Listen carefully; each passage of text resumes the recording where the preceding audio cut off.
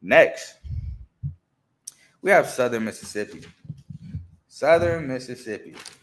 And Southern Mississippi is coming off a 1-11, 0-8 season. So you might be thinking, Carl, really? They won one game and lost the rest, and you think we should look out for them? Yes. And here's why.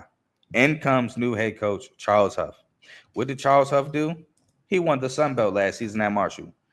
How many of his players transferred in? 21 players from that Marshall Sun Belt championship team has transferred into Marshall, means to Southern Mississippi.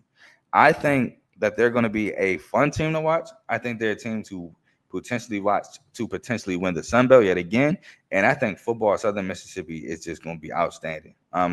So I think there's a fun team to watch. They returned 4 starters. I mean, it's obvious they're not going to return a lot of starters from a 1-10, 0-18 with a new head coach in this NIL era, with the transfer portal and everything. So it was good that they returned the 4. They returned 2 on offense, 2 on defense. They returned Kyron Heath, a tight end, who had 15 catches, 220 yards, and 2 touchdowns, and the right tackle, Greg Nunnerly.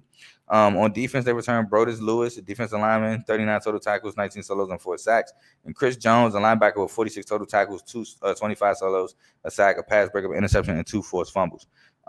They lost a lot. They lost Tate Rodemaker, quarterback, 98 to 164, 985 yards, 59.8 completion percentage, 7 touchdowns, 7 interceptions. Rodriguez Clark, a running back with 124 carries, 604 carry, 4.9 carry, 604 yards, and a touchdown. Larry Simmons, who went to Utah, 27 catches, 421 yards, and a touchdown. Ty Mims, a receiver who went to Texas State, 33 catches, 383 yards, and a touchdown. Trey Pickney, a linebacker with 74 total tackles, 36 solos, and a half a sack. Jay Jones, a safety who had 46 total tackles, 27 solos, 3 pass breakups, and an interception. Will James, defensive back, 39 total tackles, 21 solos, and 7 pass breakups, currently at the University of Houston.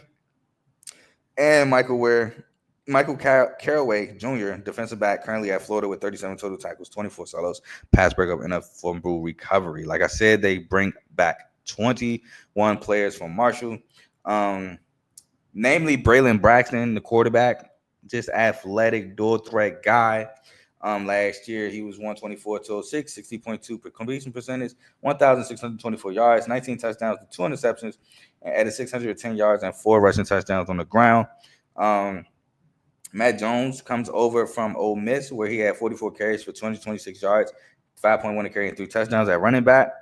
Micah Davis transfers in he came from Ole Miss, but these stats I'm going to read were from Utah State. And when he was at Utah State, he had 36 catches, 628 yards, and 6 touchdowns. So looking to repeat some group of 5 production from there. Elijah Metcalf transfers over from Marshall. The receiver had 20 catches, 194 yards, and 3 touchdowns. Chuck Montgomery from Marshall, receiver had 32 catches, 393 yards, and 3 touchdowns. And Josh Moten, linebacker, who transferred in from Marshall. This is a cornerback, 38 total tackles, 21 solos, 5 pass breakups, 5 interceptions, bad handwriting. Now, let's get into the schedule for Southern Miss. Now, their first game against Mississippi State, I do have as an L. This is at home.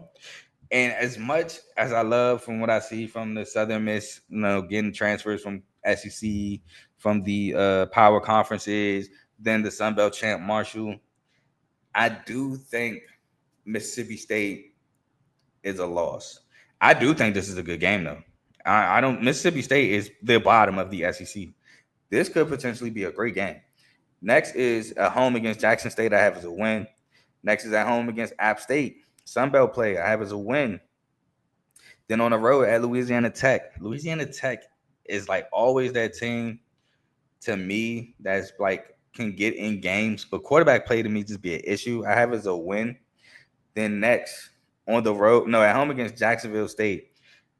I have this as an L. This could be a win, but they won 3 straight. Jack State is a team that plays super fast. I'm pretty sure they're going to keep the same thing, having after Rich Rod. So I see this as an L. And then I have them beating Georgia Southern at home.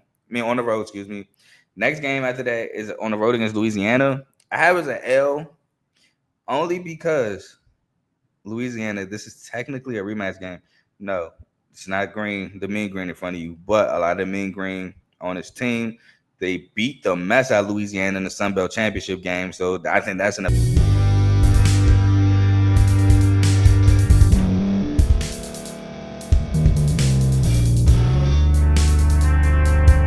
Thank you for staying to the end. If you're watching this on YouTube, please like this video, subscribe, and also hit that notification button so you can be notified next time we put out a video. If you're listening on any podcast platform, subscribe and hit that notification button, y'all, so you can be notified we put out another podcast audio.